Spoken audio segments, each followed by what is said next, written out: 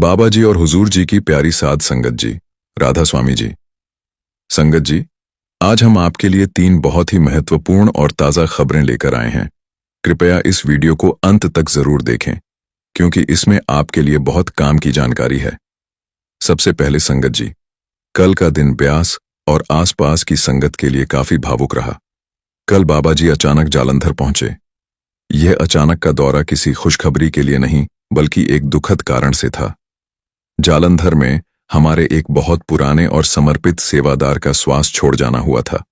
बाबा जी ने स्वयं वहां पहुंचकर परिवार को धीरज दिया और संगत को यह संदेश दिया कि जीवन और मृत्यु दोनों मालिक के हाथ में हैं। उन्होंने कहा कि हम सबको इस नश्वर संसार में अपने कर्मों का लेखा जोखा पूरा करके ही जाना होता है। इसलिए संगत को चाहिए कि हम अपने जीवन में नाम सिमरन को और मजबूत करें, ताकि जब भी बुलावा आए हम तैयार रहें। बाबा जी ने वहां मौजूद संगत और सेवादारों से यह भी निवेदन किया कि ऐसे समय में धैर्य बनाए रखें और परिवार को हर संभव सहारा दें। यह हमारे लिए शिक्षा है कि किसी के दुख सुख में साथ खड़े होना ही सच्ची सेवा है। अब संगत जी, दूसरी बड़ी खबर। पिछले हफ्ते हमने आपको बताया था कि इस महीने के आखिरी शनिवार को भारत की राष्ट्रपति श्रीमती द्रौपदी मुर्मू जी डेरा ब्यास आने वाली हैं।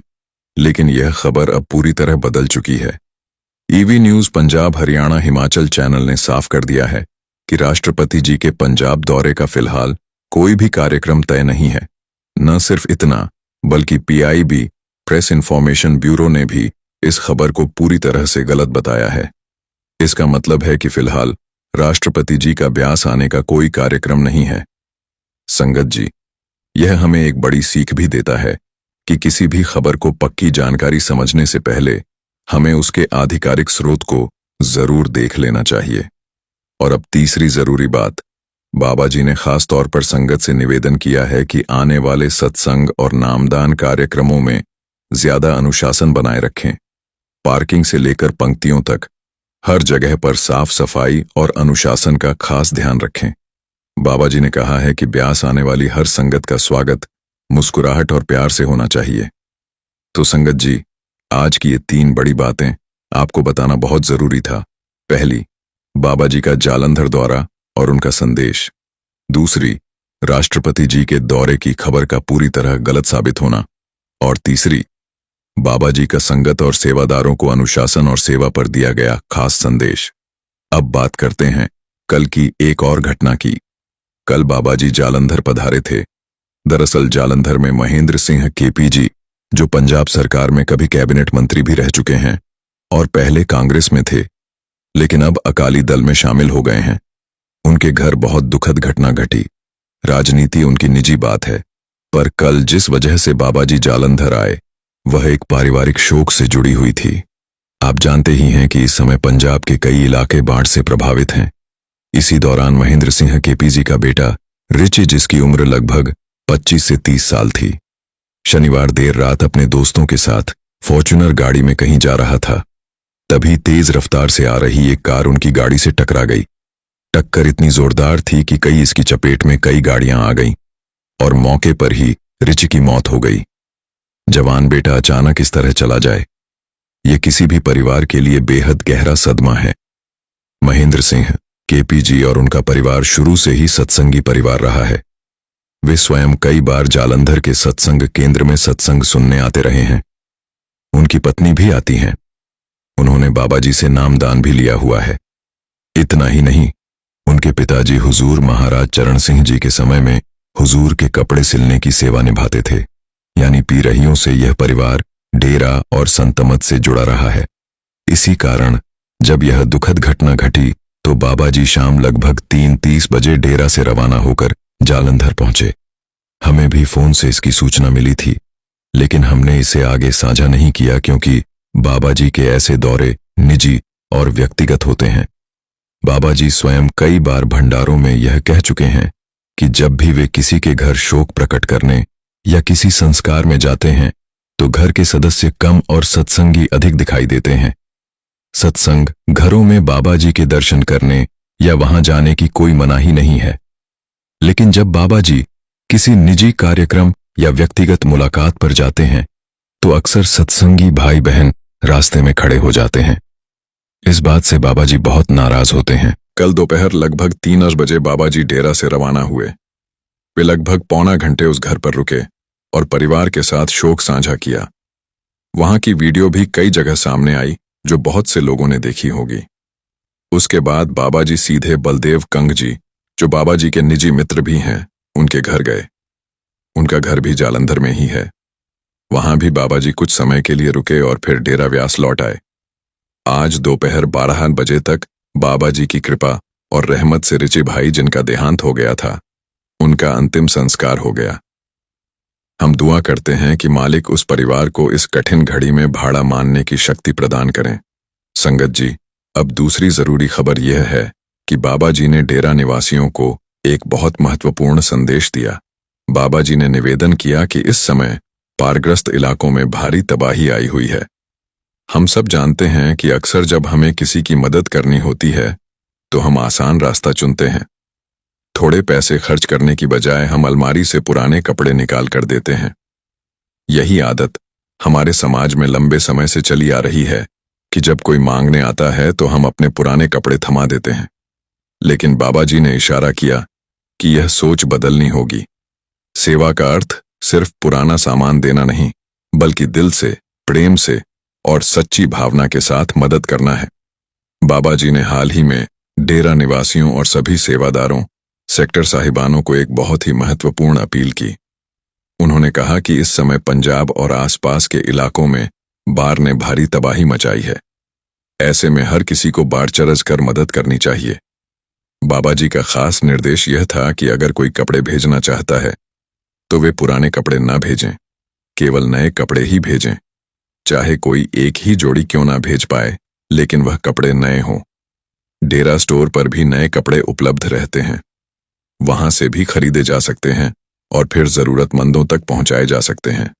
अगर घर में पहले से कोई नए कपड़े पड़े हैं तो वहीं दे दीजिए, लेकिन पुराने कपड़े किसी भी हालत में नहीं भेजने। डेरा प्रबंधन ने खुद भी बड़ी मात्रा में नए कपड़े खरीदे और उनकी सेवा बाढ़ पीड़ित लोगों तक भेजी। उसका परिणाम भी आप सभी ने वीडियो और तस्वीरों में देखा होगा। जलालाबाद, फिरोजपुर और मल्लनवाला सेंटर समेत कई जगहों पर कपड़ों की सेवा पहुंची है। इन कपड़ों में बच्चों, महिलाओं और पुरुषों सभी के लिए नए कपड़े शामिल हैं। बाबा जी ने यह भी स्पष्ट किया कि यह सेवा हर इंसान के लिए है, चाहे वह सत्संगी हो या ना हो। कोई भी परिवार अपने नजदीकी सत्संग घर जाकर अपनी जरूरत बता सकता है, जैसे कपड़ों का साइज आदि। वहां से उन्हें बिल्कुल नए कपड़े मुफ्त दिए जाएंगे। इसके लिए किसी को कोई पैसा नहीं देना होगा, क्योंकि यह सेवा बाबा जी की ओर से पूरी तरह निःशुल्क है। बाबा जी ने सभी सत्संगी भाइयों बहनों से गुजारिश की कि जहां जहां भी संभव हो मदद जरूर करें। यह जरूरी नहीं है कि आप पैसा ही दान करें या सीधे किसी सेवादार को रुपया थमाएं। कपड़े खरीदकर अपने स्थानीय सत्संग घर में पहुंचा दीजिए। आप चाह तो अपने रिश्तेदारों को भी कह सकते हैं कि वे सेंटर पर कपड़े जमा करा दें। बस यह ध्यान रहे कि सभी कपड़े बिल्कुल नए होने चाहिए, पुराने कपड़े नहीं। यही बाबा जी का विशेष आदेश है। बाढ़ का पानी भले ही अब उतर गया हो, लेकिन असली मुश्किलें अब शुरू हुई हैं। किसी का घर गिर गया है, किसी की दीवारों में दरारें पड़ गई हैं, किसी का फ्रिज या सामान खराब हो गया है। जिन किसानों ने सोचा था कि इस बार की फसल से नया घर बनाएंगे, कर्ज उतारेंगे या पहली बार घूमने जाएंगे, उनकी सारी योजनाएं मालिक की मर्जी से बदल गईं।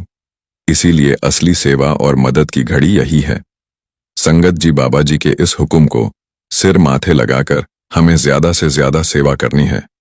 निवेदन है कि अपने अपने सेंटरों में कपड़े पहुंचाएं। आप सब मिलकर आगे आए और अपने सेक्रेटरी साहिबान तक कपड़े पहुंचाएं। वे खुद उन कपड़ों को जरूरतमंद सेंटर्स से जोड़ेंगे। गुरदासपुर से लेकर पठानकोट और फाजिलका तक, खासकर बॉर्डर इलाकों में हालात काफी कठिन है। वहां की संगत तक कपड़े और राहत जल्द से जल्द पहुंचना बहुत जरूरी है। इसीलिए सभी सेरी भाई पूरी कोशिश करें कि अगर कपड़े आते हैं तो उन्हें तुरंत उन इलाकों तक पहुंचा दिया जाए, ताकि वहां की संगत और प्रभावित लोग समय पर लाभ ले सकें। हुजूर महाराज जी अक्सर अपने सत्संगों में यही समझाते थे कि पशु पक्षी तो हमारी मदद को आ नहीं सकते, इंसान को इंसान की मदद खुद करनी पड़ेगी। अगर हम ही एक दूसरे के काम ना आए तो फिर कौन आएगा? संगत जी, आजकल एक नया चलन बन गया है। अब लोगों को लगने लगा है कि अगर किसी ने इंसानियत की सेवा की और इंस्टाग्राम या फेसबुक पर दूसरे की मदद करते हुए वीडियो डाल दिया तो समाज में उनकी वाहवाही हो जाएगी। भाई, मेरे वाहवाही तो समाज में जरूर हो जाएगी, लेकिन मालिक की नजर में वह सेवा शून्य हो जाएगी। असलियत यह है कि आज भी हजारों लाखों लोग अपने स्तर पर सेवा कर रहे हैं। कोई रुपए में, कोई लाखों करोड़ों में, तो कोई अपने घर से रोटियां बनाकर भेज रहा है। कोई किसी चीज की मदद कर रहा है तो कोई किसी चीज की, मंदिर हो, गुरुद्वारे हो, डेरे हो, सेवा हर जगह हो रही है। जरूरी नहीं कि हर सेवा सोशल मीडिया पर दिखे। मैंने देखा है कि लोग एक बिस्किट का पैकेट या कोई खाने की चीज किसी गरीब को देते हैं और उस गरीब की बेबसी को फिल्माते हैं और फिर अपने सोशल मीडिया हैंडल पर पोस्ट कर देते हैं। ऐसे लोगों को अब क्या ही बोलें संगत जी, हमें बिल्कुल भी दिखावा नहीं करना है। सेवा का मतलब है दाएं हाथ से करो तो बाएं हाथ को भी पता ना चले। दिखावा करेंगे तो मन में अहंकार जन्म लेगा और फिर हमारी रूहानी तरक्की रुक जाएगी। ऐसी ही एक सत्संगी और बहुत कमाई वाली बीवी हुआ करती थी, लेकिन उसकी इतनी ज्यादा नाम की कमाई के कारण उसके अंदर घमंड ने जन्म ले लिया और फिर जो हुआ वो अब आप आगे सुनिए। साध संगत जी एक बीवी थी जो सत्संग, सिमरन और गुरु घर की सेवा में हमेशा तत्पर रहती थी।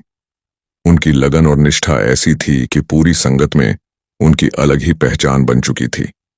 लोग उनका बहुत सम्मान करते और उन्हें आदर की नजरों से देखते। आज की इस साखी से हमें यह समझने को मिलेगा कि अगर इंसान नाम की कमाई करता है लेकिन उसके भीतर धीरे धीरे घमंड घर करने लगे तो वही कमाई उसके लिए मुश्किलों का कारण भी बन सकती है। ऐसा ही कुछ उस सत्संगी बीवी के साथ भी हुआ, जिसका अनुभव उन्होंने खुद संगत के सामने साझा किया था। उनका नाम था सतविंदर कौर। उन्होंने संत महात्मा को अपनी आपबीती सुनाते हुए कहा, मेरे भीतर भी घमंड ने जगह बना ली थी।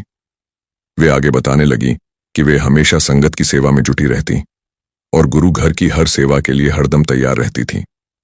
कोई भी सेवा का अवसर कभी हाथ से जाने नहीं दिया।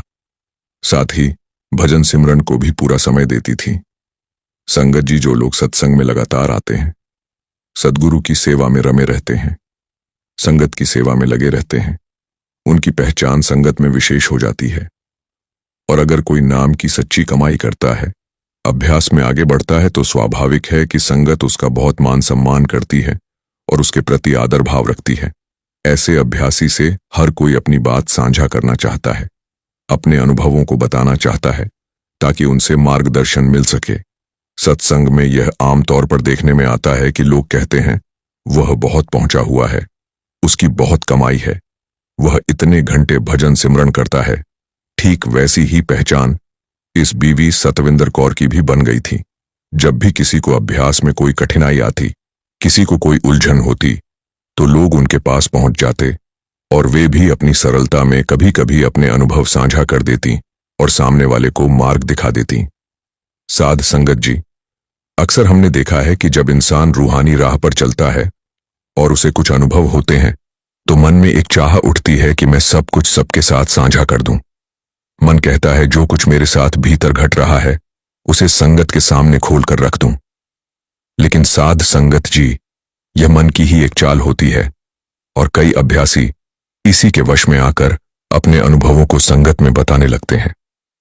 वे भूल जाते हैं कि हर अंदरूनी अनुभव का बाहर जिक्र करना उचित नहीं होता। उस समय तो उन्हें इसका एहसास नहीं होता, लेकिन बाद में यही आदत उनके लिए भारी नुकसान का कारण बन सकती है।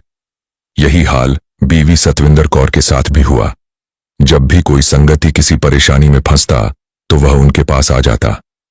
धीरे धीरे यह माहौल बन गया कि लोग हर छोटी बड़ी बात पर उन्हीं से मार्गदर्शन लेने लगे और इस वजह से सतविंदर के भीतर धीरे धीरे एक अहंकार जन्म लेने लगा। उन्हें लगने लगा, देखो सब मेरी ही राय पूछते हैं, मैं जैसा कहती हूं लोग वैसा ही मान लेते हैं। उनकी वाणी से जो शब्द निकलते वह कई बार सच साबित हो जाते। इससे यह भाव और गहरा हो गया कि मेरे भीतर कोई विशेष ताकत है। पर साध संगत जी, यही कारण है कि पूर्ण संत सद्गुरु बार बार हमें चेताते हैं। वे हमेशा यही शिक्षा देते हैं कि जो कुछ तुम्हें भीतर का अनुभव हो उसे संभालो, उसे पचाना सीखो। हर बात को बाहर बांट देने से अभ्यास पर असर पड़ता है। यही वजह है कि जो अभ्यासी सच्ची नाम की कमाई करते हैं वे चुपचाप रहते हैं। वे ज्यादा बोलते नहीं, सिर्फ सद्गुरु के बहाने में जीते हैं। उन्हें भली भांति पता होता है कि अगर उनके मुंह से कोई शब्द निकल गया तो वह पूरा हो सकता है, और ऐसा कई बार होता हुआ देखा भी गया है। सतविंदर कौर आगे बताती हैं कि मुझे अक्सर पहले से आभास हो जाता था कि आगे क्या घटने वाला है, और मैं लोगों को यह बात बता भी देती थी। धीरे धीरे संगत का मुझसे गहरा लगाव हो गया। लोग मेरे पास आने लगे, मुझे मान सम्मान देने लगे, और सच कहूं तो संगत का यह सम्मान और स्नेह मेरे लिए घमंड का कारण बनने लगा। मुझे लगने लगा कि लोग मुझे इसीलिए इतना मानते हैं क्योंकि मैं भजन सिमरन में डूबी रहती हूं और सबको उनकी राह दिखाती हूं। साध संगत जी, अक्सर इंसान को यह वहम हो जाता है कि सबसे अधिक भजन सिमरन वही करता है, नाम की कमाई वही कर रहा है, उससे बढ़कर कोई दूसरा साधक नहीं हो सकता। लेकिन सच्चाई इससे बिल्कुल अलग होती है। हमें यह पता ही नहीं चलता कि संगत में कितने ऐसे रूहानी राही बैठे हैं जो देखने में बिल्कुल साधारण और आम इंसान जैसे लगते हैं, लेकिन उनका हर पल मालिक से जुड़ा रहता है। वे ना तो अपने अनुभव किसी से साझा करते हैं, ना ही अपनी कमाई का बखान करते हैं। बाहर से देखने में तो वे बिल्कुल हमारे जैसे लगते हैं, परंतु उनकी आत्मिक स्थिति कितनी ऊंची है यह कोई पहचान भी नहीं सकता। ऐसे ऐसे अभ्यासी देखे गए हैं जो पूरी पूरी रात जाग कर भजन सिमरन में डूबे रहते हैं, मालिक से जुड़ते रहते हैं, पर फिर भी उनके बारे में किसी को कुछ पता नहीं चलता, क्योंकि वे अपने अनुभवों को हजम करना जानते हैं और अपने सद्गुरु के बहाने में रहकर ही जीवन जीते हैं। लेकिन साध संगत जी, हम में से कुछ लोग इस राह पर चलते चलते घमंड में फंस जाते हैं, जैसे बीवी सतविंदर कौर के साथ हुआ। धीरे धीरे उनके भीतर यह भाव आने लगा कि सबसे अधिक भजन सिमरन वही करती हैं। यह अहंकार उनके अंदर बढ़ता गया। साध संगत जी, इस मार्ग पर आगे बढ़ने के लिए सबसे पहली शर्त यही है कि हम 5 चोरों काम, क्रोध, लोभ, मोह और अहंकार को अपने भीतर से बाहर निकाल फेंके। जब तक यह 5 विकार साथ हैं तब तक रूहानियत में प्रगति संभव नहीं है, और इन्हें दूर करना भी हमारी अपनी ताकत से नहीं हो सकता। यह तो केवल और केवल सद्गुरु की कृपा से ही संभव है। जैसे जैसे इंसान इस राह पर आगे कदम बढ़ाता है और भजन बंदगी में डूबता है, वैसे वैसे मन के यह 5 चोर काम, क्रोध, लोभ, मोह और अहंकार धीरे धीरे अपना असर खो देते हैं। लेकिन यदि साधक आगे चलकर इन्हें दोबारा पकड़ लेता है तो असल में वह अपनी ही मेहनत पर पानी फेर देता है। मन हर वक्त कोशिश करता है कि साधक को भटका दे। अक्सर ऐसा भी होता है कि साधक अपने अभ्यास को देखकर खुद पर ही इतराने लगता है। मैं इतनी देर बैठता हूं, मैं इतनी देर नाम कमाता हूं। कमाता यही भूल सत्यविंदर गौर से भी हुई। उन्होंने बताया कि जब उनके भीतर घमंड आने लगा तभी से उनका भजन सिमरन ढीला पड़ गया। पहले जो सहज ध्यान लगता था, जो भीतर की धुन सुनाई देती थी, वह सब धीरे धीरे गायब हो गया। लाख कोशिशों के बावजूद ध्यान वापस नहीं लौटा। इस बदलाव ने उन्हें भीतर से तोड़ दिया। चिंता और बेचैनी ने घेर लिया। मेरे साथ ऐसा क्यों हो रहा है? मेरे भीतर का पर्दा क्यों नहीं खुलता? मुझे धुन क्यों सुनाई नहीं देती? उन्होंने बार बार प्रयास किया, मगर नतीजा शून्य रहा। चिंता इतनी बढ़ गई कि उनका स्वास्थ्य भी बिगड़ने लगा। बार बार अस्पताल के चक्कर लगाने पड़े। हालत यह हो गई कि थोड़ी देर भी बैठना मुश्किल हो गया। धीरे धीरे उनकी याददाश्त और समझने की क्षमता भी कम होती चली गई। छोटी छोटी बातें भूल जाती। सत्संग या सेवा का ध्यान ही नहीं रहता था। उन्हें खुद समझ नहीं आता था कि आखिर उनके साथ यह सब क्यों हो रहा है। इन्हीं दिनों एक रात उन्होंने बाबा जी की तस्वीर के आगे बैठकर दिल से अरदास की। अरदास करते करते आंख लग गई। सपने में बाबा जी का दीदार हुआ। वे ज्यादा कुछ नहीं बोले, बस एक ही वाक्य कहकर चले गए, जिस जीव के भीतर अहंकार बसा हो वहां परमात्मा का वास नहीं होता। आगे सतविंदर कौर ने बताया कि जैसे ही मेरी आंख खुली, आंसू अपने आप बहने लगे। उस क्षण मुझे मेरे सवाल का जवाब मिल चुका था। मैं समझ गई थी कि असली गलती मेरी ही थी। मैं अपनी कमाई पर घमंड करने लगी थी और इसी कारण मेरा मालिक मुझसे दूर हो गया था। उसी दिन मैंने ठान लिया कि अब अहंकार को जड़ से बाहर निकाल दूंगी। बिस्तर पर लेटे ही मैंने फिर से भजन सिमरन शुरू किया। धीरे धीरे सद्गुरु की कृपा बरसने लगी। पहले मैंने सेवा और सत्संग का रुख किया, फिर स्वास्थ्य भी संभलने लगा। अब चिंता ने मेरा पीछा छोड़ दिया। मैंने हर बात अपने सद्गुरु, अपने मालिक पर छोड़ दी। बात करना कम कर दिया, बेवजह बोलना भी बंद कर दिया। और जैसे ही मैंने अपने अनुभवों को भीतर ही भीतर हजम करना शुरू किया, मेरी स्थिति बदलने लगी। साध संगत जी, इस साखी से हमें भी यही सीख लेनी चाहिए। अगर हम नाम की दौलत, भजन, सिमरन की कमाई को पूरा समय देते हैं तो हमारे भीतर बहुत अनमोल अनुभव होते हैं, मगर वे अनुभव हमें दूसरों के साथ बांटने नहीं चाहिए, क्योंकि वह पूंजी अत्यंत कीमती है। उसे सुरक्षित रखना, उसे हजम करना ही हमारी असली तरक्की है। अगर हम घमंड करने लगे या अपने अनुभवों का प्रदर्शन करने लगे तो हमारी साधना वहीं रुक जाती है। इसीलिए तो बाबा जी बार बार समझाते हैं, भाई हजम करना सीखो। संगत जी, आइए अब आपको सेवा से जुड़ी एक और छोटी सी घटना सुनाते हैं। संगत जी, बाबा जी समझाते हैं कि सेवा निष्काम होनी चाहिए, लेकिन फिर भी कुछ लोग मन में किसी न किसी इच्छा को रखकर सेवा करते हैं। ऐसा ही एक बहुत ही गरीब सत्संगी हुआ करता था। उसका गुजारा सड़क किनारे लगी एक छोटी सी दुकान से चलता था और उसी से अपने परिवार का पेट भरता था। हालांकि जेब खाली थी, पर दिल में अपने गुरु के लिए अथाह प्रेम और श्रद्धा थी। रोज शाम को वह अपनी दुकान समेटकर आश्रम पहुंच जाता। वहां सेवा करता, कभी जादू लगाता, कभी रसोई में हाथ बटाता। हर बार गुरु के सामने माथा टेककर उसकी जुबान पर एक ही प्रार्थना होती, हे मेरे सतगुरु, मुझ पर दया करो, मुझे भी धनवान बना दो। मेरे पास इतना पैसा हो कि मैं भी मनचाही चीज खरीद सकूं। यह उसकी रोजमर्रा की आदत बन गई थी। एक दिन गुरु ने स्वयं उसे पुकारा और मुस्कुराते हुए पूछा, बेटा, क्या तुम हर रोज सेवा इसलिए करते हो कि तुम्हें अमीरी मिल जाए? साधारण सा जीव था, उसने बिना लाग लपेट के सच कह दिया, हां सदगुरु जी, मेरी यही इच्छा है कि मेरे पास भी बहुत धन हो। गुरु ने शांत भाव से उत्तर दिया, चिंता मत करो, बहुत जल्द तुम्हारे पास धन दौलत आ जाएगी। संगत जी, वक्त ने करवट ली और उसका जीवन बदल गया। धीरे धीरे उसका कारोबार बढ़ने लगा। छोटी दुकान की जगह अब बड़ा व्यापार खड़ा हो गया। देखते ही देखते वह अमीर बन गया। अब उसके पास हर वह चीज थी जिसकी उसने कभी ख्वाहिश की थी। बच्चों की शादियां बड़े ठाट से कर दी। घर में सुख सुविधाओं की कोई कमी नहीं रही, लेकिन साथ ही एक और चीज उससे दूर होती चली गई, गुरु का आश्रम और वहां की सेवा। कारोबार इतना फैल गया कि एक पल की फुर्सत भी नहीं बचती थी। आज वह हर वस्तु खरीद सकता था, मगर मन की शांति खरीदने वाला कोई बाजार नहीं मिला। वह रात को सोना चाहता था, पर नींद गायब हो चुकी थी। भूख लगनी चाहिए थी, पर तनाव इतना बढ़ गया कि खाने की इच्छा ही नहीं होती थी। धन दौलत ने उसे सब कुछ दिया सिवाय उस सुकून के जिसकी तलाश में उसने गुरु के आगे प्रार्थना की थी। क्या आप चाहेंगे कि मैं इस कहानी का अगला भाग भी लिख दूं, जहां गुरु उसे समझाते हैं कि असली दौलत नाम और सेवा की है, ना कि सांसारिक अमीरी की? संगत जी, कई सालों बाद वह सत्संगी अपने गुरु के आश्रम लौटा।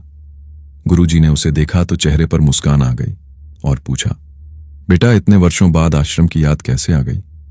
सत्संगी विनम्र स्वर में बोला, गुरुजी, आपकी कृपा से मैंने बहुत धन कमाया, व्यापार बढ़ा, बच्चों की शादियां भी कर दी, घर में किसी चीज की कमी नहीं है, लेकिन मन को चैन नहीं मिलता। हर समय बेचैनी रहती है, नींद उड़ चुकी है, भूख भी नहीं लगती। गुरुजी, आपने मुझे अपार धन संपत्ति दी, परंतु मन की शांति नहीं मिली। गुरुजी शांत स्वर में समझाने लगे, बेटा, तुमने मुझसे हमेशा धन दौलत ही मांगी थी, कभी यह नहीं कहा कि मन की शांति चाहिए। मालिक ने वही दिया जो तुमने मांगा, अब यहां आकर और क्या चाहने आए हो? यह सुनते ही सत्संगी की आंखों से आंसू बहने लगे। वह गुरुजी के चरणों में गिर पड़ा और रोते रोते कहने लगा, गुरुजी, मुझसे भूल हो गई, मैं भटक गया था।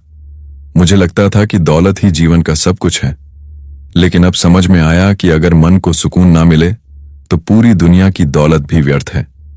आज से मैं आपके आश्रम रोज आऊंगा, लेकिन अब किसी लालच या इच्छा से नहीं, मैं केवल निस्वार्थ भाव से सेवा करूंगा। संगत जी, यही तो बाबा जी हमें हमेशा समझाते हैं, मालिक से कभी कुछ मांगना नहीं चाहिए, क्योंकि जब मालिक देता है तो अक्सर हम उसे संभाल ही नहीं पाते। आपने इस साखी में देखा, सत्संगी को सब कुछ मिला लेकिन उसे संभल ना सका। मालिक हमसे बेहतर जानता है कि हमें किस समय क्या देना उचित है, इसीलिए जो भी हमें मिलता है सही समय पर मिलता है। हमारा कर्तव्य है कि सेवा केवल प्रेम और निस्वार्थ भाव से करें। अगर सेवा किसी इच्छा या स्वार्थ को पूरा करने के लिए की जाए तो उसका फल कभी सच्चा नहीं होता। गुरु प्यारे साध संगत जी, आप सभी को प्यार भरी राधा स्वामी जी। संगत जी, आज हम आपको 2 साखियां सुनाने जा रहे हैं जो कि सच्ची घटनाएं हैं। अगर आप बाबा जी से प्यार करते हो तो दोनों साखियां अंत तक जरूर सुनो जी। गुरु प्यारी साध संगत जी, गुरु के बिन कोई नहीं अपना। सारी दुनिया पर नजर डालकर देखें कि यहां पर हमारा अपना कौन है। अपना तो वही है जो यहां भी अपना साथ दे और मौत के बाद भी हमारा साथ दे।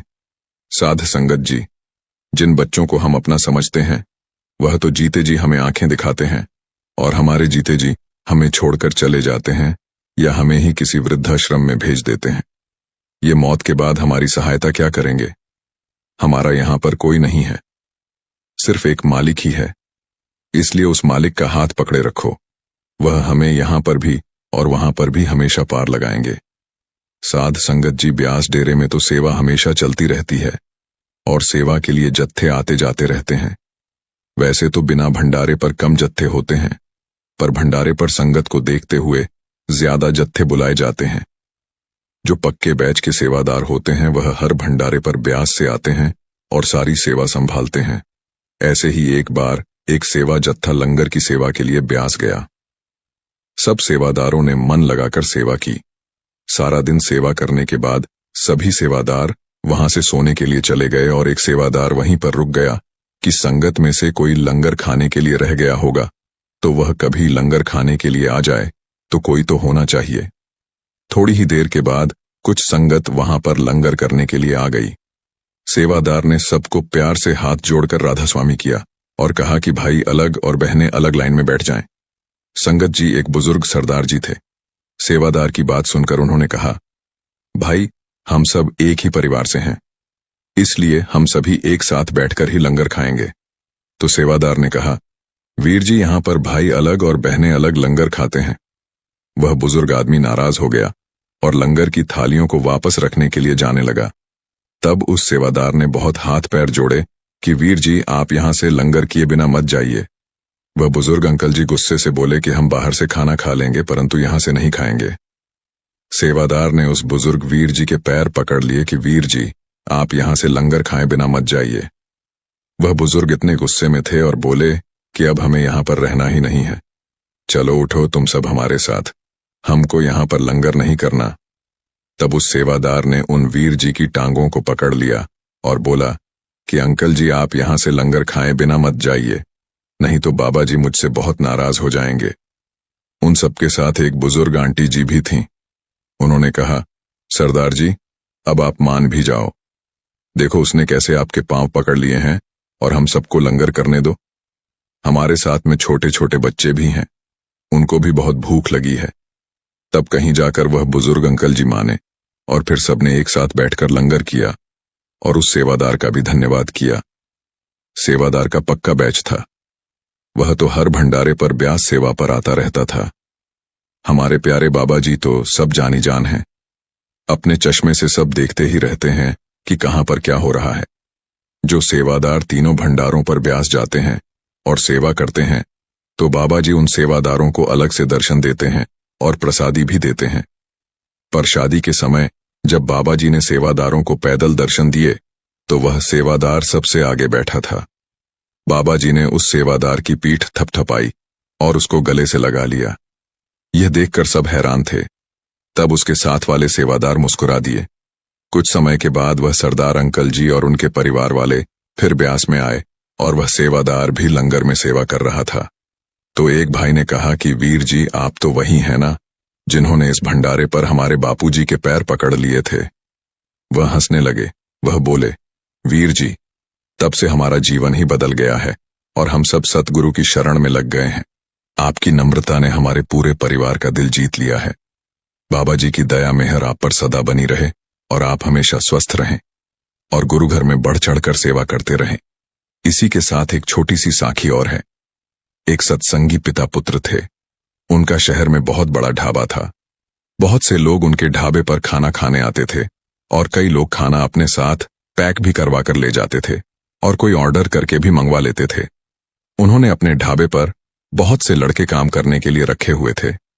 वह सुबह 11 बजे से रात को 11 बजे तक काम करते थे। एक रात 11 बजे तक सभी लड़के अपना अपना काम करके घर चले गए।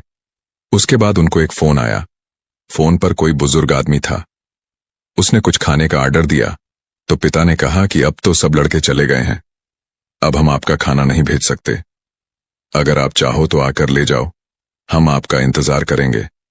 उस बुजुर्ग ने कहा, मेरी पत्नी की तबीयत बहुत खराब है, अभी अभी इसे पीजीआई से वापस लेकर आए हैं, मैं उसे बिल्कुल भी अकेला नहीं छोड़ सकता। हम दोनों के सिवाय हमारे घर में कोई नहीं है। मेरी पत्नी ने खाना खाने के बाद ही दवाई लेनी है। हो सके तो कृपया आप मेरी मदद करें।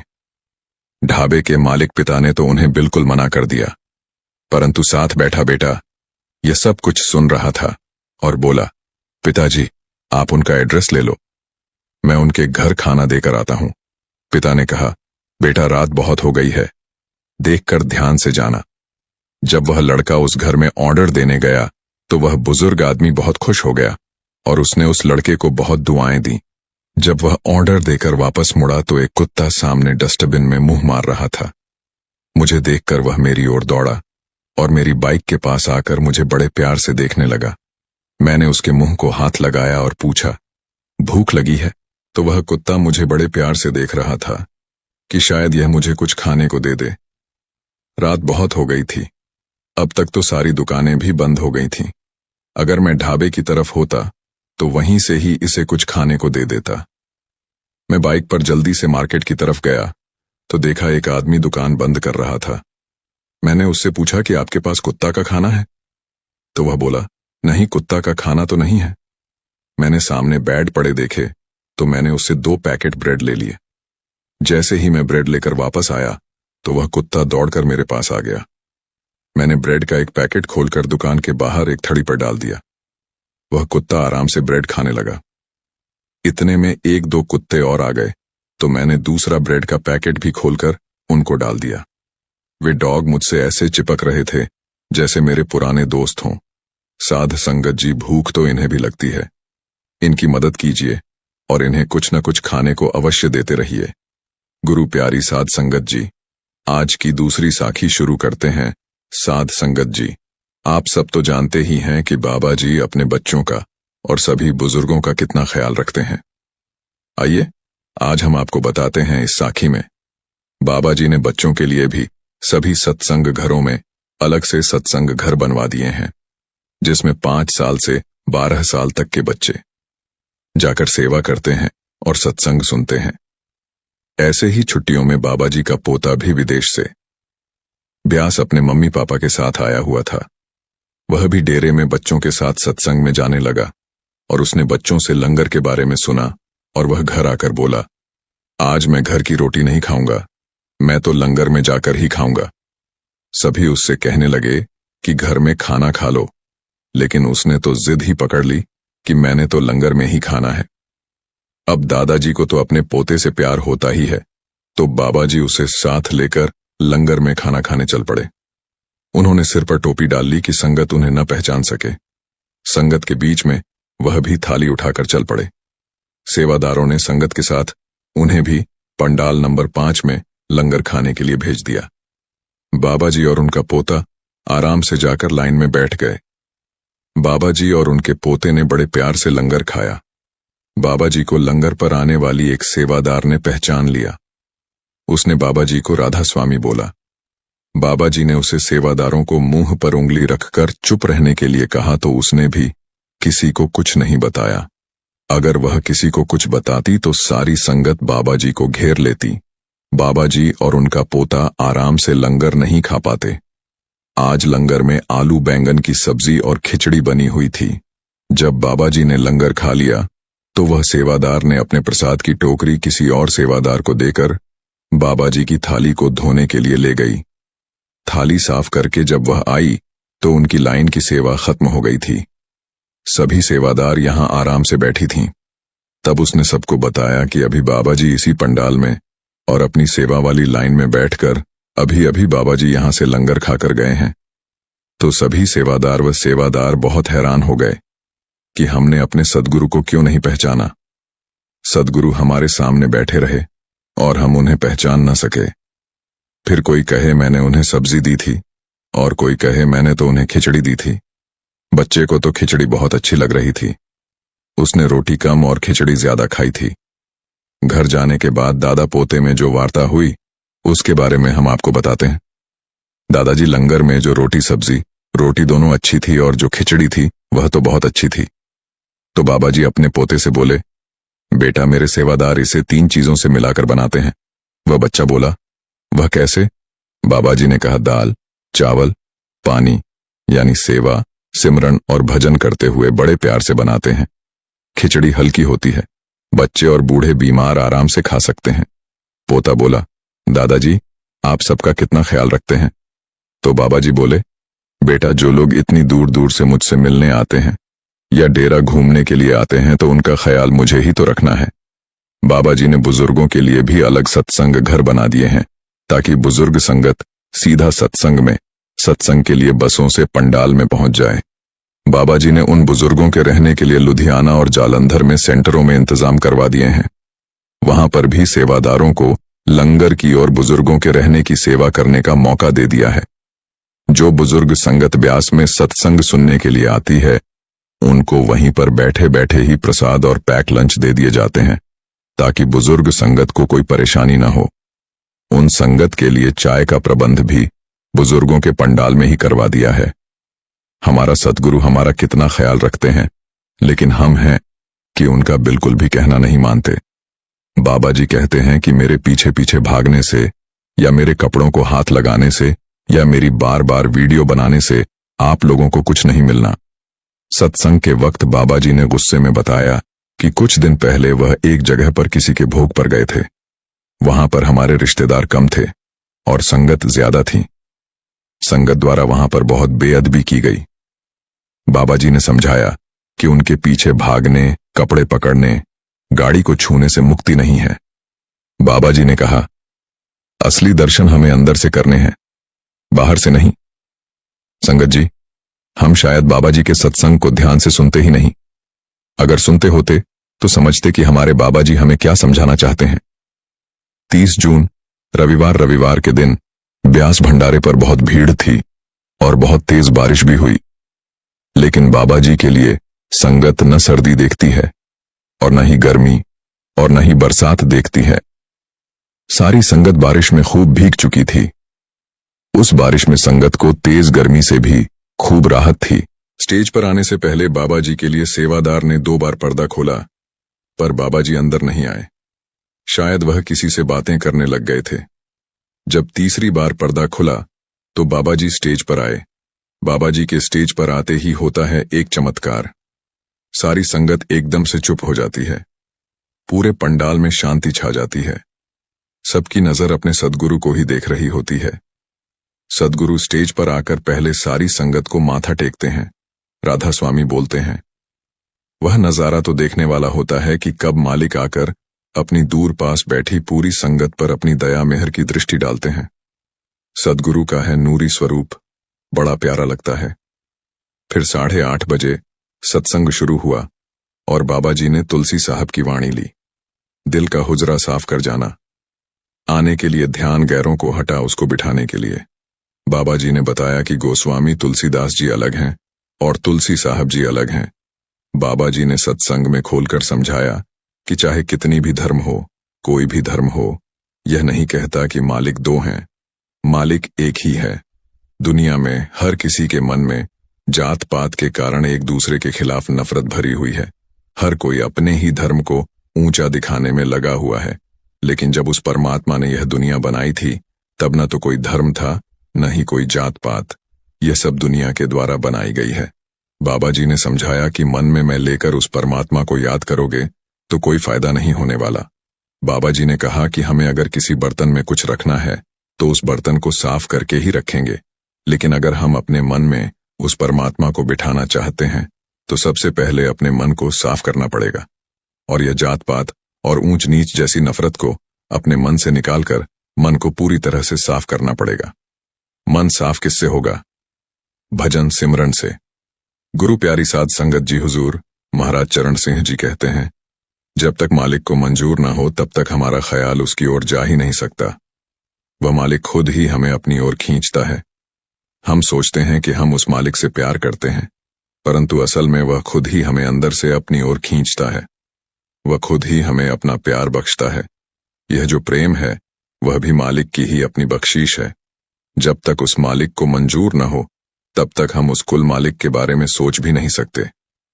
साधा संगत जी, एक सत्संगी परिवार ने अपने प्यारे बाबा जी का स्वागत ऐसे शानदार ढंग से किया कि आप सुनकर हैरान रह जाएंगे। एक बुजुर्ग आदमी हर रविवार सत्संग में जाते थे, सत्संग सुनते थे और बाबा जी को जो हाथ जोड़कर नया स्वरूप कैनवस पर आया है वह बाबा जी का बड़ा स्वरूप लेना चाहते थे। वे जब भी बुक स्टॉल में जाकर पूछते कि बाबा जी का नया स्वरूप है क्या, तो सत्संग घर वाले सेवादार कहते, भाई साहब 2 फोटो आई थी, वह बिक गई, अगली बार जब आएगी आप फिर ले लेना। वह वहां से चुप करके वापस आ जाते। ऐसे ही 3-4 बार वह बाबा जी का स्वरूप लेने के लिए गए, पर उनको वह स्वरूप नहीं मिला। बाबा जी का नया स्वरूप आते ही सत्संग घर के सेवादार बुक स्टॉल से पहले ही ले जाते थे और उन अंकल जी को बाबा जी की नई फोटो नहीं मिली।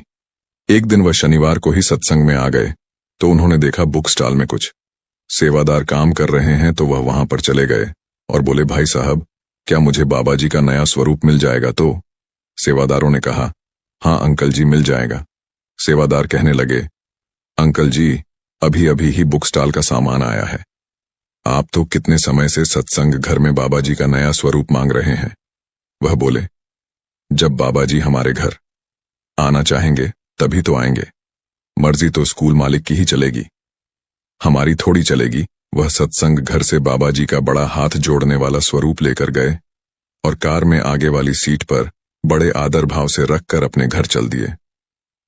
घर जाकर उन्होंने अपने घर की घंटी बजाई और घर के सभी लोगों को बाहर आने को कहा और बोले, देखो आज हमारे घर प्यारे प्यारे बाबा जी आए हैं, अब आप सभी मिलकर प्यारे प्यारे बाबा जी का प्यार से स्वागत करो। सबने बारी बारी बाबा जी के स्वरूप को हाथ जोड़कर राधा स्वामी बोला और फिर स्वरूप को उठाकर अपने घर में अंदर लेकर गए। अंदर जाकर सबने बाबा जी के पधारने का धन्यवाद किया और सबने हाथ जोड़कर बाबा जी की विनती की और बाबा जी का मिश्री का प्रसाद भी खाया। तब बुजुर्ग अंकल जी बोले, आज बाबा जी ने हमारे घर में आना था, मैं तो कब से सत्संग घर वालों से इस स्वरूप के बारे में पूछ रहा था, लेकिन हर रविवार को मेरे जाने से पहले ही बाबा जी का स्वरूप कोई ले जाता था।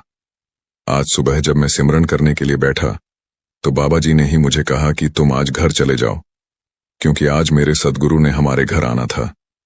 इसलिए मैं शनिवार को ही सत्संग घर में चला गया और बाबा जी का यह प्यारा स्वरूप ले आया।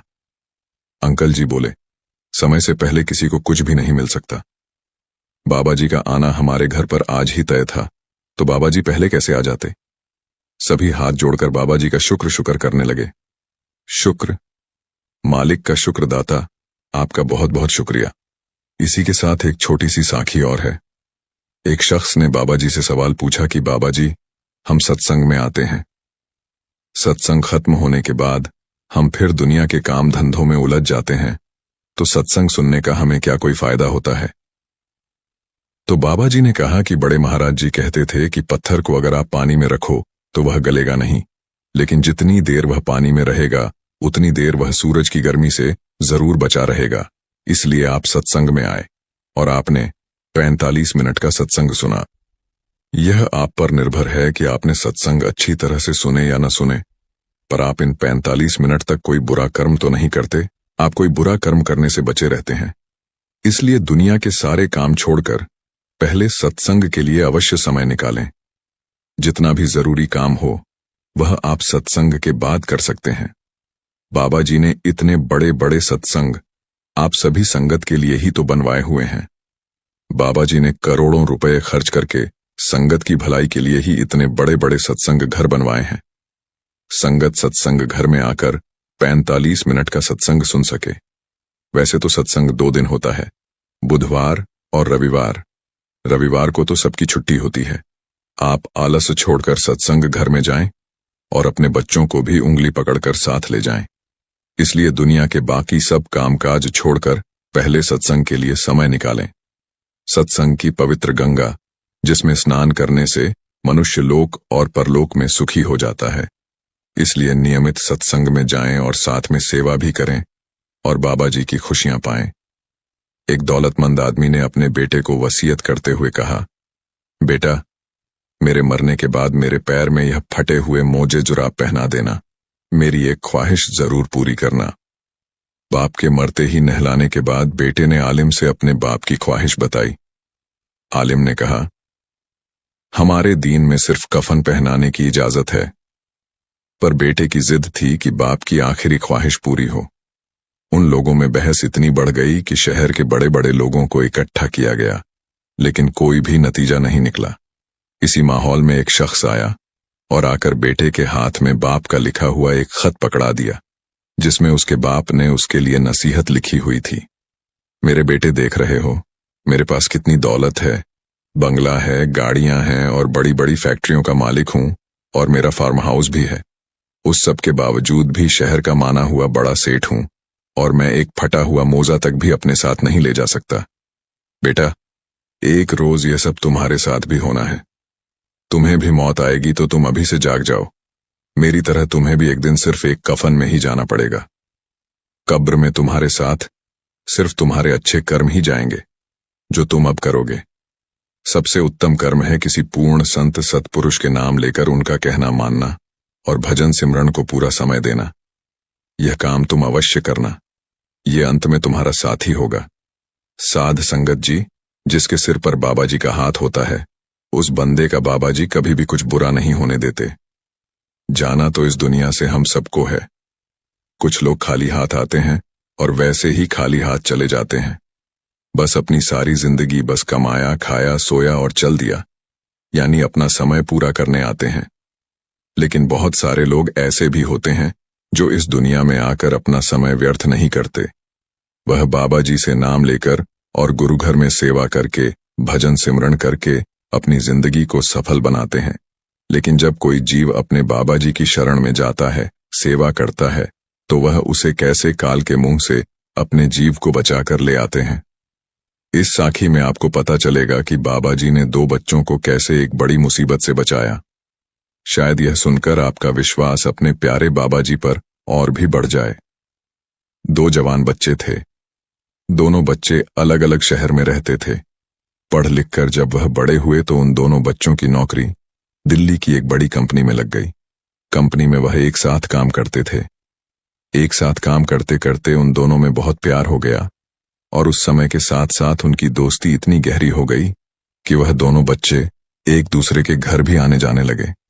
उन बच्चों में से एक बच्चा जो था वैसे संघी परिवार से था और उस बच्चे को डेरे में जाना और वहां पर जाकर सेवा करना बहुत अच्छा लगता था।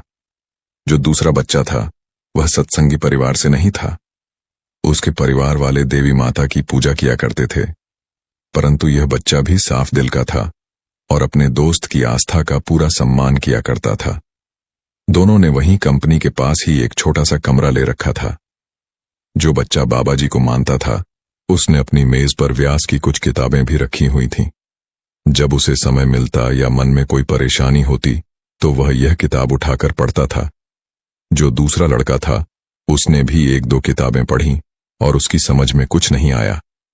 उसने अपने दोस्त से पूछा, यह किस चीज के बारे में बताया गया है? तो उसने कहा, कभी छुट्टियां होंगी तो तुम मेरे साथ ब्यास चलना। अब धीरे धीरे सब तुम्हारी समझ में आ जाएगा। वह दोनों सुबह ड्यूटी पर कंपनी की गाड़ी से जाते थे और शाम को इकट्ठे ही वापस आ जाते थे। एक बार उस कंपनी में कुछ दिन के लिए स्ट्राइक हो गई, जिसके कारण इन दोनों बच्चों को 3-4 दिन की छुट्टियां हो गईं। इस कारण सत्संगी लड़के ने सोचा कि ब्यास में भंडारा है। जब से मेरी नौकरी लगी है मैं ब्यास नहीं गया। अब 3-4 दिन की छुट्टी है तो क्यों ना मैं ब्यास जाकर सेवा कर रहा हूं और अपने प्यारे बाबा जी के दर्शन भी करूं। सत्संग सुनो। इस बात का जिक्र जब उसने दोस्त से किया और उसको कहा कि मैं ब्यास जा रहा हूं, अगर तुम भी इस दुनिया में स्वर्ग देखना चाहते हो तो एक बार मेरे साथ ब्यास चलो। तो उसके दोस्त ने कहा, मैं यहां पर अकेला क्या करूंगा। वह भी ब्यास चलने को राजी हो गया। उन्होंने तत्काल में अपनी टिकट बुक करवा ली और वीरवार शाम को यह दोनों ट्रेन में बैठकर डेरे पहुंच गए। सत्संगी परिवार का बच्चा तो अक्सर डेरे में आता रहता था, लेकिन जो उसका दोस्त था वह तो डेरे में पहली बार ही आया था। जब उसने अंदर आकर डेरे की खूबसूरती को देखा तो यह सब देखकर वह बहुत प्रभावित हुआ। उसके दोस्त ने उसे बताया कि यहां का जो काम है वह सब बाबा जी के सेवादार करते हैं। हम तो जब भी यहां पर आते हैं सेवा करते हैं। अगर तुम भी मेरे साथ सेवा करना चाहते हो तो बड़ी खुशी से कर सकते हो। उसका दोस्त कहने लगा, तुम सेवा करोगे तो मैं यहां अकेला क्या करूंगा, मुझे तो कोई जानता भी नहीं। ठीक है, मैं भी तुम्हारे साथ यहां पर सेवा कर लेता हूं। फिर वह दोनों कैंटीन में जाकर जत्थेदार से मिले। वह तो उस लड़के को जानते थे, तो वह बोले, बेटा तुम अपनी मम्मी पापा के साथ क्यों नहीं आए। तो उसने कहा, अंकल वह तो यहां से लुधियाना से आए हैं, मैं तो दिल्ली नौकरी करता हूं। 2-3 दिन की छुट्टियां थी, मैंने सोचा ब्यास चलते हैं, अपने परिवार से भी मिल लेंगे और सत्संग सुन लेंगे और बाबा जी के दर्शन सब हो जाएगा। उस लड़के ने कहा, अंकल जी अभी मेरा दोस्त है, हम दोनों को सेवा करनी है, आप हमें किसी सेवा में लगा दो। जत्थेदार ने कहा, ठीक है, तुम दोनों कंप्यूटर चलाना जानते होगे तो जाओ वहां पर काउंटर पर सेवा कर लो। तो वह दोनों दोस्त कंप्यूटर में कार्ड डालकर पर्ची देने की सेवा करने लगे। आपको मालूम है, सत्संग के समय कैंटीन 1 घंटा पहले बंद हो जाती है, तो दोनों दोस्त शनिवार को भी बाबा जी के दर्शन करके आए। रविवार को भी दोनों सत्संग सुनने के लिए गए और फिर आकर अपनी सेवा में लग गए। जब भी सेवादारों का लंगर आता तो वह दोनों खा लेते, चाहे दूध वगैरह कैंटीन से ही ले लेते थे। रविवार शाम को जब दोनों दोस्त अपना बैच वापस करने गए तो वहां के इंचार्ज ने कहा कि आप दोनों को अभी और सेवा करनी है, आज आप नहीं जा सकते, आप कल सुबह चले जाना। वह बोले, अंकल जी हमने तो ट्रेन के रिजर्वेशन आज की करवा रखी है। तो इंचार्ज ने कहा, बेटा यह हमारा नहीं, बाबा जी का हुक्म है कि इन बच्चों को आज नहीं जाने दिया जाए। जो सत्संगी लड़का था उसके पापा भी बेंच देने आए तो वह इंचार्ज उसको रोक रहे थे कि बाबा जी का हुक्म है। तो उसके पापा ने भी कहा, बेटा आज रुक जाओ, इसी में हमारी भलाई है। मैं रात को वहीं कैंटीन में रह गए। सुबह कैंटीन से चाय वगैरह पीकर जब उनको बैच देने गए तो इंचार्ज ने बोला, बेटा तुमने कौन सी ट्रेन से वापस जाना था। तो वह लड़के बोले, सुपरफास्ट। उसने बताया, उस ट्रेन का कल एक्सीडेंट हो गया था, उसमें काफी लोगों को चोटें आई हैं और कई गुजर भी गए हैं। इंचार्ज बोला, बाबा जी आपको बचाना चाहते थे, तभी उन्होंने आपको रात को यहां पर रोक लिया। वह दोनों बच्चे रोने लगे कि बाबा जी ने हमारी जान बचाने के लिए हमें रोका था और हम कुछ और ही सोच रहे थे कि हमारी कल की छुट्टी हो जाएगी, बॉस भी नाराज हो जाएंगे, लेकिन जब हमारी जान ही न रहती तो फिर हम क्या करते। वह दोनों बच्चे बाबा जी का शुक्र करने लगे। बाबा जी अपने सेवादारों पर जरा भी आंच नहीं आने देते, किसी न किसी बहाने बचा लेते हैं। साध संगत जी हमारी दूसरी साखी है, जैसी करनी वैसी भरनी, यह वाक्य तो आपने सुना ही होगा। अर्थात जैसे आप कर्म करोगे वैसा ही आपको फल भी प्राप्त होगा।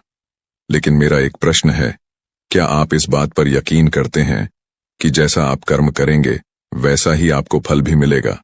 अब आप में से अधिकतर लोगों के मन में यह प्रश्न जरूर उठ रहा होगा, क्योंकि इसमें पूछने वाली बात क्या है, यह तो सत्य ही है कि जैसे हम कर्म करेंगे वैसा ही हमें फल भी मिलेगा। लेकिन एक बार के लिए आंखें बंद करके अपने आप से यह प्रश्न कीजिए, देखिएगा कि आपको इस प्रश्न का उत्तर स्पष्टता से नहीं मिल पाएगा। कहीं ना कहीं आपके मन में एक संशय जरूर होगा कि क्या यह बात सच है या झूठ, क्योंकि आपने अपने आसपास तो ऐसे कई लोगों को देखा होगा जो लोग बहुत अच्छे कर्म करते हैं, बहुत अच्छे स्वभाव के होते हैं, वे कभी किसी का बुरा नहीं करते, किंतु फिर भी उनके साथ हमेशा बुरा ही होते हैं। वे लोग हमेशा दुखी रहते हैं, हमेशा परेशान रहते हैं। आपने कई बार यह भी देखा होगा, या फिर आप में से ही कई ऐसे लोग भी होंगे जिन्होंने अपनी परीक्षाओं के लिए जी तोड़ मेहनत की होगी, लेकिन फिर भी अंत में उनके हाथ निराशा ही लगी। तो इसका अर्थ क्या होगा? क्या इसका अर्थ यह है कि जिन भी महापुरुषों ने इस कहावत को कहा है, क्या यह झूठ है? क्या वह महापुरुष गलत थे? नहीं। वास्तविकता तो यह है कि हम अपने कर्मों का लेखा जोखा तो समझ ही नहीं पाते, और इसी कारण हम यह सोचते हैं कि हम तो बहुत अच्छा कर्म कर रहे हैं, हम लोगों की भलाई कर रहे हैं, लोगों की मदद कर रहे हैं। फिर भी हमें ना जाने क्यों हमेशा दुख और परेशानी ही उठानी पड़ती है। लेकिन आज की जो कहानी मैं आपके लिए लेकर आया हूं, इस कहानी के माध्यम से आप यह समझ जाएंगे कि आखिर कर्मों का यह लेखा जोखा हमारे जीवन पर किस प्रकार प्रभाव होता है। एक समय की बात है, एक गांव में दो भाई रहा करते थे। दोनों ही कुशल थे, किंतु उनमें से एक बहुत ही क्रूर और चालाक था। उसने धोखा देकर अपने छोटे भाई की सारी जमीन जायदाद अपने नाम करवा ली थी, और छोटे भाई के नाम पर कुछ भी नहीं बचा था। उसे तो बस एक टूटी फूटी झोपड़ी मिली थी, जिसमें वह और उसकी पत्नी रहा करते थे। उसकी पत्नी भी हमेशा बीमार रहती, और उसे तरह तरह की यातनाएं, पीड़ाओं और समस्याओं का सामना करना पड़ता था। छोटा भाई बहुत गरीब था, उसके पास पैसे भी नहीं थे ताकि वह अपनी पत्नी का इलाज करवा सके, लेकिन वह बहुत शांत स्वभाव का था, वह अच्छी प्रवृत्ति का था। इस कारण वह कभी किसी से क्लेश नहीं करता था, न ही किसी के लिए बुरा सोचता था। वह कभी किसी का बुरा नहीं करता था। फिर भी उसके मन में हमेशा एक प्रश्न रहता था। वह हमेशा अपने आप से कहता था, हे ईश्वर, मैंने कभी किसी के साथ बुरा नहीं किया, कभी किसी का बुरा नहीं सोचा, फिर भी आखिर मेरे साथ इतना बुरा क्यों होता है? मेरी पत्नी हमेशा बीमार रहती है, मेरे बच्चों को 2 वक्त का खाना तक नसीब नहीं होता, और मैं चाहकर भी अपने परिवार को एक अच्छा जीवन तक नहीं दे पा रहा। आखिर ऐसा क्यों? वहीं पर दूसरी तरफ मेरा भाई है जो बहुत क्रूर है, चालाक है, घमंडी है। उसे देखो, वह अपना जीवन कितने ऐशो आराम के साथ जी रहा है। उसके पास ढेर सारा धन है, रहने के लिए अच्छा मकान और खाने के लिए अच्छे अच्छे पकवान हैं। वह तो अपना जीवन मजे में जी रहा है, और मैं यहां पर घुट घुट कर मर रहा हूं। उसे कोई परेशानी नहीं, और मेरी परेशानियां खत्म होने का नाम ही नहीं लेती। ये सोचता हुआ वह इस विचार पर पहुंचा कि लगता है बुरे कर्मों का फल ही अच्छा होता है, और अच्छे कर्मों का फल अच्छा नहीं मिलता है। और देखते ही देखते यह बात उसके मन में घर करने लगी थी। ऐसे ही कई दिन बीत गए, और अब छोटा भाई और भी ज्यादा परेशान रहने लगा था, क्योंकि उसकी पत्नी की तबीयत ठीक होने का नाम ही नहीं ले रही थी, और उसके सामने तरह तरह की परेशानियां खड़ी थीं, जिन्हें देखकर वह मन ही मन रोता रहता, परेशान होता। एक दिन की बात है, वह किसी काम से दूसरे गांव की ओर जा रहा था। तभी उसकी नजर एक साधु पर पड़ी। वह साधु एक द्वार पर खड़े होकर भिक्षा मांग रहे थे, और वह हमेशा केवल एक ही बात कह रहे थे, तेरे कर्म तेरे हिस्से, और मेरे कर्म मेरे हिस्से। जब छोटे भाई के कानों में यह बात पड़ी तो उसे बहुत क्रोध आया। वह तुरंत ही उन साधु के पास जा पहुंचा और उनसे कहने लगा, हे गुरुवर, मैं आपको कब से देख रहा हूं, आप केवल एक ही बात कह रहे हैं, तेरे कर्म तेरे हिस्से और मेरे कर्म मेरे हिस्से। क्या यह सत्य है? इस बात का जवाब देते हुए वह साधु कहते हैं, हाँ, यह बिल्कुल सत्य है। क्या तुम्हें इस पर यकीन नहीं? तभी वह छोटा भाई उन गुरु से कहता है, हे गुरुवर, लगता है आपको कोई भ्रम हो गया है। मैंने अपने जीवन में कभी कोई बुरा कर्म नहीं किया, न ही मैंने कभी किसी के बारे में बुरा सोचा, न ही किसी का बुरा किया। उसके बाद भी मैं हमेशा परेशानियों से घिरा रहता हूं। तकलीफें दिन ब दिन मुझे और परेशान कर रही हैं। मुझे तो आज तक मेरे अच्छे कर्मों का कोई अच्छा फल नहीं मिला। फिर आप यह कैसे कह सकते हैं कि अच्छे कर्मों का फल अच्छा मिलता है? मेरी पत्नी हमेशा बीमार रहती है, और मेरे घर में खाने तक के लिए पैसे नहीं हैं। यहां तक कि मेरे बच्चे भी भूखे रह जाते हैं, और फिर भी आप कहते हैं कि अच्छे कर्मों के फल अच्छे मिलते हैं। तभी वह साधु बड़े ही शांत स्वभाव से उस व्यक्ति से कहते हैं, लगता है परिस्थितियों ने तुम पर बहुत गहरा प्रभाव डाला है। ऐसा प्रतीत हो रहा है कि तुम परिस्थितियों के आगे हार मान चुके हो, और इन कठिन परिस्थितियों ने तुम्हारी सोच को भी बदल दिया है। इसी कारण तुम ऐसा कह रहे हो। इस पर वह व्यक्ति कहता है, हे गुरुवर, ऐसा लगता है कि खुद परिस्थितियों से हार कर दूसरों के घर भिक्षा मांगकर भोजन ग्रहण कर रहे हो, और मुझे कहते हो कि मैंने परिस्थितियों के सामने हार मान ली है। मुझे आपका यह भाषण नहीं सुनना, मैं जा रहा हूं। तभी उसे रोकते हुए वह साधु उस व्यक्ति से कहते हैं, ठीक है, तुम चले जाओ, लेकिन उससे पहले मेरा एक काम कर दो। वह व्यक्ति कहता है, अरे मैं कोई काम नहीं करने वाला, मैं तो जा रहा हूं। तभी वह साधु कहते हैं, बेटा, मैं जानता हूं तुम्हारे मन में क्या प्रश्न है। तुम इस बात से परेशान हो कि तुमने अच्छे कर्म किए और उसके बाद भी तुम्हें अच्छे फल नहीं प्राप्त हो रहे। लेकिन क्या तुम इस प्रश्न का जवाब नहीं जानना चाहते? क्या तुम यह नहीं जानना चाहते कि तुम्हारे साथ ऐसा क्यों हो रहा है? यह सुनकर वह छोटा भाई कुछ देर के लिए चुप हो गया और कुछ देर सोच विचार करने के बाद वह कहता है, अच्छा ठीक है, बताइए मुझे क्या करना होगा। तभी वह साधु उस व्यक्ति से कहते हैं, मेरा बस एक छोटा सा काम कर दो। कल सुबह सुबह तुम मेरे लिए कुछ फल लेकर मेरे आश्रम आ जाना, और जब तुम वहां पर आओगे तो मैं तुम्हें तुम्हारे सभी प्रश्नों का उत्तर तुम्हें दे दूंगा, और तुम्हें यह भी समझ में आ जाएगा कि तुम्हारे साथ ही ऐसा क्यों हुआ। इतना कहकर वह साधु अपना भिक्षा पात्र लेकर वहां से अपने आश्रम की ओर चलने लगे। लेकिन वह व्यक्ति कुछ देर के लिए वहीं पर खड़ा रह गया और यह सोचने लगा कि क्या उसे फल लेकर उन गुरु के आश्रम में जाना चाहिए या नहीं। यही सोचता हुआ वह घर लौट आया। रात भर उसके मन में केवल यही प्रश्न था कि मैं उनके पास फल लेकर जाऊं या ना जाऊं। देखते ही देखते सुबह होने लगी और अब उस छोटे भाई ने यह तय कर लिया कि वह फल लेकर उन गुरु के आश्रम जरूर जाएगा। वह घर से निकलता है और कुछ फल खरीदता है, जिसे लेकर वह उन गुरु के आश्रम की ओर चल पड़ता है। उन गुरु का आश्रम थोड़ी दूर पर था और उसका रास्ता पास के ही जंगल से होकर गुजरता था, इसलिए उस रास्ते पर कोई हलचल भी नहीं थी और जगह जगह पर लंगूर और बंदर दिखाई दे रहे थे। जब वह छोटा भाई फल लेकर उन गुरु के आश्रम जा रहा था, तभी उन बंदरों को देखकर उसके मन में यह विचार उठता है कि क्यों न यह फल वह उन बंदरों को खिला दे। लेकिन तभी उसे याद आता है कि उन गुरु ने उसे वह फल आश्रम लाने को कहा है, इसलिए वह जैसे तैसे अपने मन को मनाकर उन गुरु के आश्रम की ओर चल पड़ता है और देखते ही देखते कुछ देर में वह उन गुरु के आश्रम पहुंच जाता है। वह उन्हें प्रणाम करके उनसे कहता है, यह देखिए, मैं आ गया और जैसा कि आपने कहा था, कुछ फल लाने के लिए वह भी मैं लेकर आया हूं। अब तो मुझे बता दीजिए कि आखिर मेरे साथ ही ऐसा क्यों होता है। तभी वह साधु मुस्कुराते हुए उस व्यक्ति से कहते हैं, बताता हूं, लेकिन उससे पहले तुम मेरे एक प्रश्न का उत्तर दो। तभी वह व्यक्ति कहता है, यह कौन सा प्रश्न है? तभी वह साधु कहते हैं, जब तुम मेरे आश्रम की ओर आ रहे थे और तुम्हारे मन में जब यह विचार उठा कि तुम यह फल उन बंदरों को खिला दो, तो तुमने ऐसा क्यों नहीं किया? यह सुनकर वह व्यक्ति बड़ा आश्चर्यचकित हुआ। उसे यह समझ ही नहीं आ रहा था कि आखिर जो विचार उसके मन में उठा था वह उन साधु को कैसे पता चला। तभी वह व्यक्ति दोनों हाथ जोड़कर उन साधु से कहता है, हे गुरुदेव, यह बात तो मेरे मन में थी, किंतु आपको कैसे पता चला कि मैं बंदरों को फल खिलाना चाहता था? तभी वह साधु मुस्कुराते हुए उस व्यक्ति से कहते हैं, बेटा, जरूरी यह नहीं कि मुझे यह बात कैसे पता चली। जरूरी तो यह है कि तुमने उन बंदरों को यह फल क्यों नहीं खिलाया।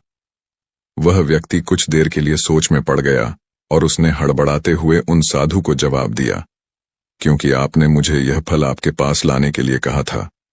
तभी वह साधु उस व्यक्ति से कहते हैं, बेटा, जिस तरह से एक बछड़ा हजारों गायों में भी अपनी मां को ढूंढ ही लेता है, ठीक उसी प्रकार कर्मकर्ता को ढूंढ ही निकालता है। जैसे कि यह कर्म मेरे हाथों से ही लिखा था कि मैं ही इन बंदरों को यह फल खिलाऊंगा, इसलिए तुम यह फल उन बंदरों को ना खिला सके और यह फल तुम मेरे पास लेकर आए। इतना कहकर उन साधु ने वह फल उन बंदरों को खिलाना शुरू कर दिया। लेकिन वह व्यक्ति अब तक उन साधु की बात का मतलब नहीं समझ पाया था। वह उन साधु से कहता है, हे गुरुवर, आप क्या कहना चाहते हैं? मुझे आपकी बात कुछ समझ नहीं आई, कृपया करके मुझे साफ और स्पष्ट तौर पर समझाएं। तभी वह साधु मुस्कुराने लगे और व्यक्ति से कहते हैं, हम मनुष्यों को हमेशा से यही लगता है कि हम ही करता है और हम ही कर्म करते हैं, लेकिन वास्तविकता तो कुछ और है। यहां पर समझने वाली बात यह है कि कर्म हमारा चुनाव खुद करता है, हम कर्म का चुनाव नहीं करते। यदि आप किसी काम को करने के योग्य हैं, तो कर्म आपको लाखों लोगों की भीड़ में से भी ढूंढकर निकाल ही लेगा। इसीलिए जरूरी यह है कि कर्म करने पर नहीं बल्कि योग्य बनने पर ध्यान दो। यदि तुम्हारा पूरा ध्यान केवल कर्म करने पर होगा तो तुम कभी भी योग्य नहीं बन पाओगे और कभी भी कर्म तुम्हारा चुनाव ही नहीं करेगा। इस पर वह व्यक्ति कहता है, हे गुरुवर, योग बनने से आपका क्या मतलब है? आपका कहना है कि क्या मैं अपने परिवार का पालन पोषण नहीं कर सकता? तभी वह साधु उस व्यक्ति से कहते हैं, नहीं नहीं, मेरे कहने का अर्थ यह नहीं है। मैं तो तुमसे यह कहना चाहता हूं, योग्य बनने के लिए जिन कर्मों की आवश्यकता होती है उसके लिए तुम्हें पहले छोटे छोटे कामों को करना शुरू करना होगा, और जब तुम उन कामों में निपुण हो जाओगे, कुशल हो जाओगे, इतने योग्य बन जाओगे, तो बड़ा कर्म, या फिर यूं कहें कि यह मुख्य कर्म जिस कर्म के लिए तुम बने हो, वह कर्म तुम्हें ढूंढ ही लेगा और वह कर्म तुम्हारे पास खुद ही चला आएगा। उदाहरण के तौर पर तुम इन बंदरों को ही देख सकते हो। ये बंदर जब छोटे होते हैं तब से ही यह पैरों पर चलना सीखते हैं, गुलाटी लगाना सीखते हैं, दौड़ना सीखते हैं, छलांग लगाते हैं। शुरू शुरू में इसे तकलीफ होती है कि कभी गिर जाते हैं तो कभी इन्हें चोट भी लगती है, लेकिन धीरे धीरे यह उन कामों में निपुण हो जाते हैं, कुशल हो जाते हैं और उसके बाद इनका भोजन इन तक स्वयं ही पहुंच जाता है। इसीलिए अपनी रोजमर्रा की जिंदगी में भी छोटे छोटे कर्म करते रहो तो बड़ा कर्म तुम तक खुद चला आएगा और तुम किसी भी बड़े लक्ष्य को प्राप्त कर सकोगे। आगे वह साधु उस व्यक्ति से कहते हैं, और यदि तुम योग्य बनने के लिए कर्म करोगे ही नहीं तो दूसरे लोगों के कर्म भी तुम पर हावी होने लगेंगे, तुम्हारे जीवन को प्रभावित करने लगेंगे।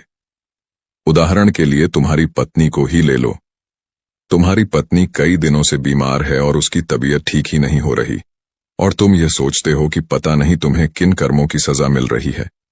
तुम अपने आप को अभागा समझते हो, असहाय महसूस करते हो, लेकिन वास्तविकता तो कुछ और ही है।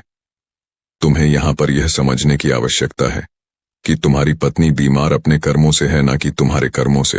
हो सकता है कि तुम्हारी पत्नी ने अतीत में ऐसा कोई कर्म किया हो जिसकी सजा वो आज भुगत रही है, और तुम्हारी पत्नी के कर्मों के कारण ही तुम्हें भी दुख झेलना पड़ रहा है, तकलीफें उठानी पड़ रही हैं, परेशानियों का सामना करना पड़ रहा है। और यही कारण है कि अधिकांश लोग अपने परिवार के कारण, अपने बच्चों के कारण तरह तरह के दुख झेलते रहते हैं, तरह तरह की परेशानियों का सामना करते रहते हैं। किंतु तुम्हें यहां पर यह समझने की आवश्यकता है कि यदि तुम इस योग्य होते तो तुम्हारे पास इतने पैसे होते तो तुम अपनी पत्नी का इलाज करवा पाते, और तो और यह भी हो सकता था, यदि तुम इस योग्य होते तो तुम्हारा विवाह किसी दूसरी स्त्री के साथ हुआ होता जो स्वस्थ होती, लेकिन तुम उस योग्य थे ही नहीं। और यही कारण है कि तुम अपनी पत्नी के कारण आज दुखों में डूबे हुए हो। किंतु अब तक कुछ भी नहीं बिगड़ा। यदि तुम अब भी योग्य बन जाओ तो दूसरों के कर्म तुम्हें कभी भी प्रभावित नहीं कर पाएंगे। आगे वह सन्यासी उस युवक को चेतावनी देते हुए कहते हैं, मेरी एक बात हमेशा याद रखना, तुम्हें वह नहीं मिलता जो तुम चाहते हो, बल्कि तुम्हें वह मिलता है जिसके तुम योग्य हो। इसीलिए कर्म करने से ज्यादा योग्य बनने पर ध्यान दो। अपनी योग्यता बढ़ाओ। केवल कर्म का फल पाने के लिए कर्म मत करो, और फिर तुम कभी भी इन परेशानियों से निकल नहीं पाओगे। तभी वह व्यक्ति उस साधु के सामने दोनों हाथ जोड़कर उनसे कहता है, हे गुरुवर, आप हमेशा योग्य बनने की बातें कर रहे हैं, किंतु आप यह नहीं बता रहे हैं कि मैं अपनी योग्यता को किस तरह से बढ़ाऊं ताकि मेरा मुख्य कर्म मुझे ढूंढ ले। तभी वह साधु उस व्यक्ति से कहते हैं, यह तो बड़ा ही सरल है, फिर भी लोगों के लिए यह बहुत कठिन हो जाता है। सबसे पहला उपाय यह है कि जो भी कर्म तुम कर रहे हो उस कर्म को कर कर भूल जाओ, अर्थात योग्य बनने के लिए जो भी कर्म तुम कर रहे हो उसे याद न रखो, उसे भूल जाओ। ये मत सोचो कि जो तुमने कर्म किया है उसका फल तुम्हें कब और क्या मिलेगा। इसीलिए तो कहा जाता है कि कर्म करो, फल की चिंता मत करो। यदि तुम्हारा मन हमेशा फल की चिंता में ही लगा रहेगा तो इसका अर्थ यह हुआ कि तुमने वास्तविक तौर पर कोई कर्म किया ही नहीं।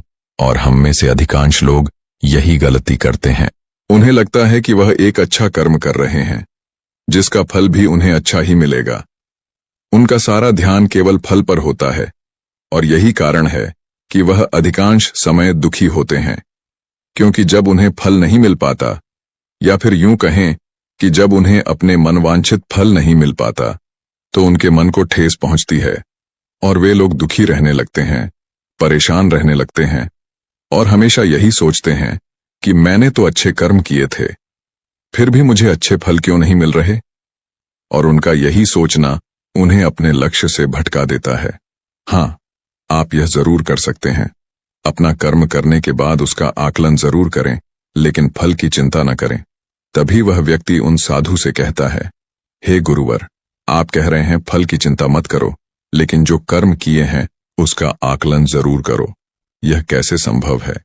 तभी वह साधु बड़े ही शांत स्वभाव से उस व्यक्ति से कहते हैं, बनते, जब तुम कोई कर्म करते हो तो तुम्हारे मन में हमेशा फल की चिंता होती है, जबकि तुम्हारे मन में फल की चिंता न होकर यह चिंता होनी चाहिए कि जो भी कर्म मैंने किए हैं, क्या उस कर्म में मैंने अपना 100% दिया है या नहीं।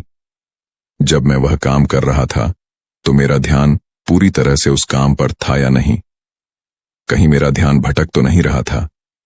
यदि तुम इन चीजों पर विचार करोगे या प्रश्न खुद से करोगे, तभी वास्तविक तौर पर तुम खुद का आकलन कर पाओगे, और जब तुम पूरे ध्यान के साथ किसी कर्म को करोगे तो तुम्हारे ध्यान की शक्ति भी बढ़ेगी और तुम्हारे कर्म करने की योग्यता भी बढ़ेगी।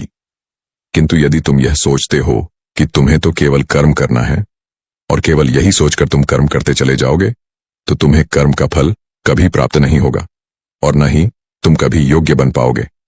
इसलिए कर्म करने के बाद आकलन जरूर करो।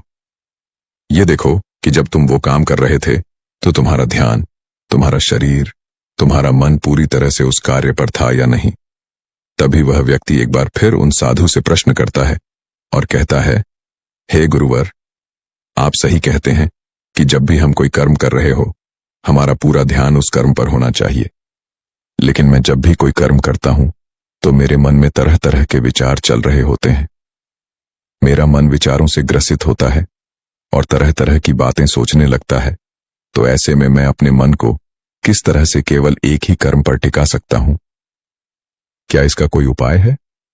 तभी वह साधु मुस्कुराते हुए उस व्यक्ति से कहते हैं, बनते, जब तुम कोई कर्म कर रहे हो और उसमें जब तुम अपना पूरा भाव लगा देते हो, अर्थात कर्म करते समय अपना पूरा भाव डाल देते हो, तो तुम्हारा मन, शरीर और तुम्हारे भाव उसी कर्म पर केंद्रित हो जाते हैं और तुम पूरी निष्ठा, प्रेम और सद्भाव के साथ उस कर्म को कर पाते हो, अर्थात अपना 100% दे पाते हो।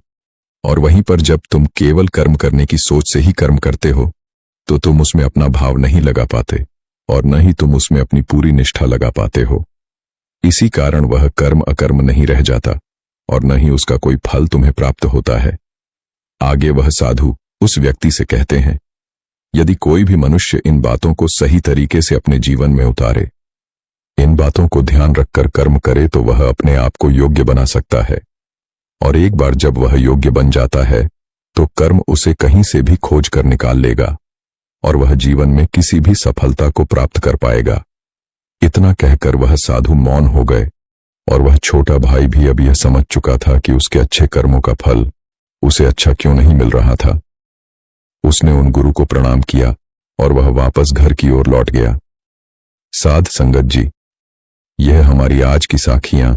अगर बाबा जी से प्यार करते तो चैनल को सब्सक्राइब जरूर करें जी। राधा स्वामी जी।